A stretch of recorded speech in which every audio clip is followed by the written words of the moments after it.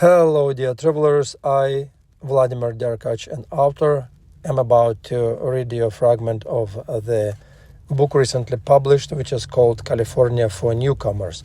This time I am going to read you a segment which is called Motherland. Where are you? The question arises from the previous opus. If they move every 7 years, what do they consider their homeland? That same very small motherland, with that very river over which he kissed the girl for the first time, with that birch forest where he sat with his parents on May Day, that intersection with tall houses where he was waiting for the bus, etc., etc., etc.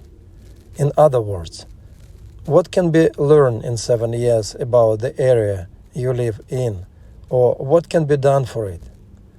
As I have managed to notice, taxi drivers know the most about their present residency, no matter what country they live in, as they need this knowledge for normal and safe operation.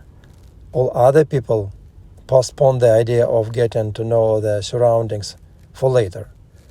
For example, I first got to Hollywood Boulevard only 8 years after my arrival in Los Angeles. After living in the area for 7 years and getting a promotion, ideally, or being fired from work, an average American changes his place of residence often without having time to get to this notorious Hollywood Boulevard to touch a star. Among my tourists, there were people who have lived in LA for a dozen of years and got to this boulevard only after their relocation to New York, where they now live, and came to visit relatives. And if the answer to the first question related to California sounds like this, for 7 years nothing can be learned about the region where you live, the situation with the second question is strange. Oftentimes, a person lives 100 kilometers from the workplace, so if he did anything for a region, then it is usually only for one in which he doesn't live.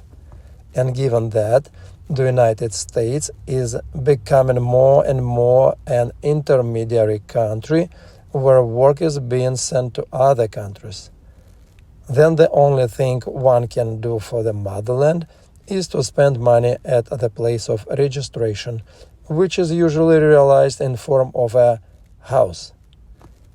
Considering that the concept of the American dream for an American is still a mystery, and the absence of a grandmother in the village doesn't call or beckon him for mushroom hunting or fishing, then the subtle ties with land for most Americans are so thin that they are barely visible to the naked eye. The problem of moving has never been emotional.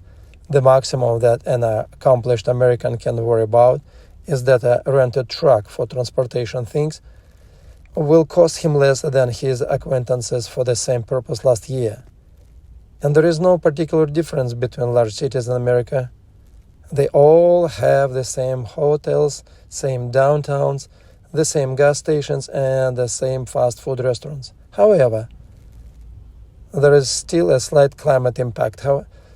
Somewhere the crowns of palm trees hover in the eternally blue sky, and somewhere a sunbeam is trying to squeeze through the lead clouds to the earth. But in principle, because of the constant convenience of traveling by car, the homeland for an American is the car. It changes less frequently than the place of residence, and most importantly, each member of society has his own. Wherever an American is, his biggest friend is the car nearby. Today it's also a shelter, a dining room, a cinema, and for some, a place to sleep. So in modern conditions, the homeland for an American is located on 4 wheels with AC, and in the south with tinted windows. Again, that was a segment from the book California for Newcomers, which is available for purchase on Amazon.com. Thank you for listening. Bye.